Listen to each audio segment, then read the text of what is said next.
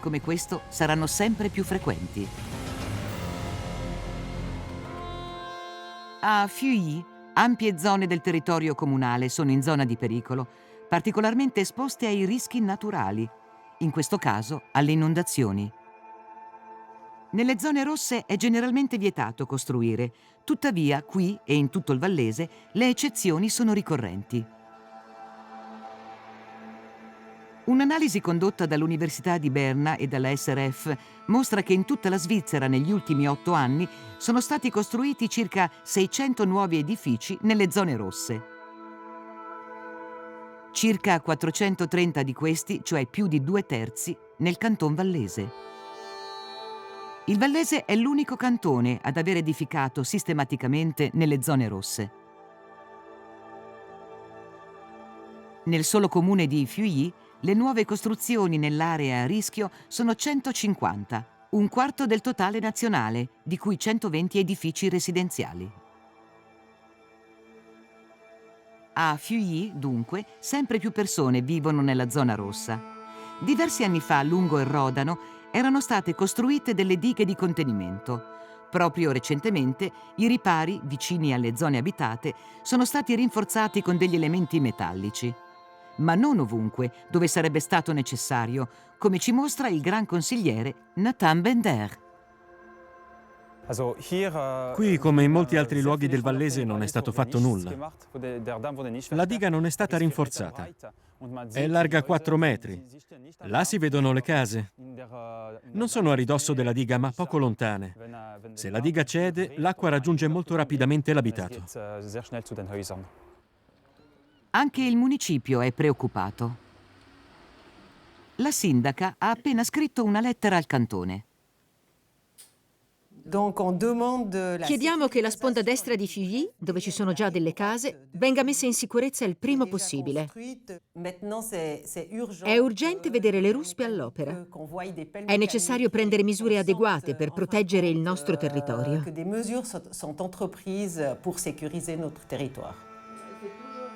Il comune chiede misure urgenti, ma nel frattempo permette che si continui a costruire. Incontriamo Andreas Zischk, idrologo e professore all'Università di Berna. Afferma che ogni nuovo edificio costruito aumenta i rischi di ulteriori danni. Se si continua a costruire, si accetta consapevolmente il rischio. In questo senso sono tutti concordi. È in chiaro il comune, è in chiaro il cantone. Tutti hanno capito il problema. Tuttavia, se si continua a costruire e se poniamo tra 20 anni si verifica una nuova alluvione, il disastro è assicurato. La pianificazione delle zone di pericolo serve proprio a evitare queste catastrofi. Ma perché allora in Vallese si continua a costruire nelle zone rosse? Ciò che Fuilly e altri comuni del Vallese si ostinano a fare è assolutamente legale. Infatti, da oltre 15 anni, un'ordinanza cantonale consente, a determinate condizioni, l'edificazione nelle zone rosse.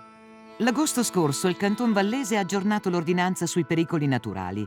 Per ottenere una deroga, anche in presenza di forte pericolo, basta una perizia che confermi l'adozione di misure di protezione strutturali e organizzative, nonché di un piano di allarme e di intervento. Un regime d'eccezione simile è unico in Svizzera. Uno dei costruttori è Paul-Marie Dorsat. L'agricoltore ha recentemente edificato nella zona rossa, proprio a ridosso del Rodano. Ecco la diga del Rodano. Mi trovo a 50 metri di distanza. Sono in prima fila. Paul-Marie Dorsat ha rinunciato a costruire le cantine e il materiale utilizzato è particolarmente solido, dice. Questa costruzione è in cemento armato. Il garage è al piano terra. In casi estremi, in questa zona, gli esperti prevedono che l'acqua salga oltre i 2 metri, ma lentamente. Le persone sarebbero in pericolo, soprattutto negli scantinati o al piano terra, ma avrebbero comunque il tempo di mettersi in salvo. Ecco lo spettacolo. Benvenuti. In questa casa nessuno vive al piano terra, quindi le persone non sarebbero in pericolo, ma ci sarebbero comunque dei danni. Un rischio accettabile? Pensa che sia ragionevole costruire nella zona rossa? Ragionevole? È una parola grossa. So cosa sto facendo. Sappiamo cosa stiamo facendo. Preferiremmo costruire in un'area più sicura. Ma questo non dipende da noi. Dipende dalla politica. Il Vallese è un caso particolare. Il regime d'eccezione è sempre stato contestato. Lo dimostrano gli interventi dell'Ufficio federale dell'ambiente, che già nel 2008 aveva scritto quanto segue. Siamo giunti alla conclusione che, pur comprendendo che le eccezioni siano possibili, è necessario applicarle con molta prudenza fino a quando non saranno state attuate le misure di protezione. Il governo federale condiziona le eccezioni alla prospettiva di una maggiore protezione dalle inondazioni. In particolare, la terza correzione del Rodano, il più grande progetto di protezione dalle inondazioni in Svizzera. Su una lunghezza di 160 km, il fiume dovrebbe essere allargato o dragato, le dighe dovrebbero essere innalzate o stabilizzate. Costo dell'opera circa 4 miliardi di franchi. Il progetto venne pianificato subito dopo l'anno 2000, quando le acque del fiume sommersero ampie zone della pianura del Rodano. Il progetto, benché approvato a tutti i livelli, non è praticamente mai iniziato. Lo scorso maggio il consigliere di Stato vallesano, Franz Ruppen, ha fatto addirittura un'inversione di rotta. Le verifiche mostrano che il progetto è sovradimensionato, che il potenziale di danno calcolato è eccessivo.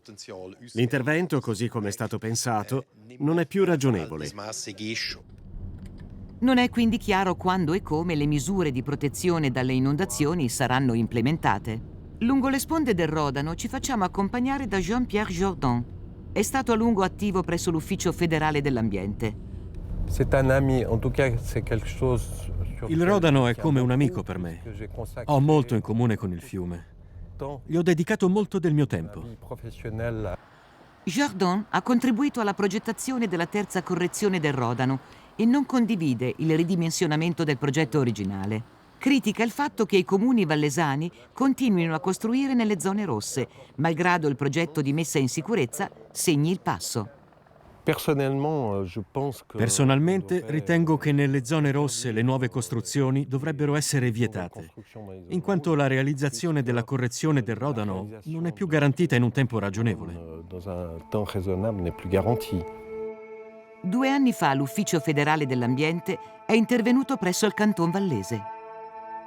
Raccomandiamo vivamente al Cantone di vietare l'edificazione nelle zone rosse. Ma perché a Feuilly, ad esempio, si costruisce ancora tanto?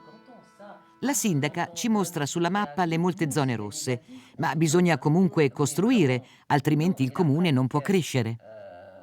È importante poter offrire alle persone che desiderano stabilirsi nel nostro comune alloggi adeguati, che soddisfino le loro aspettative. E il comune incassa anche più tasse.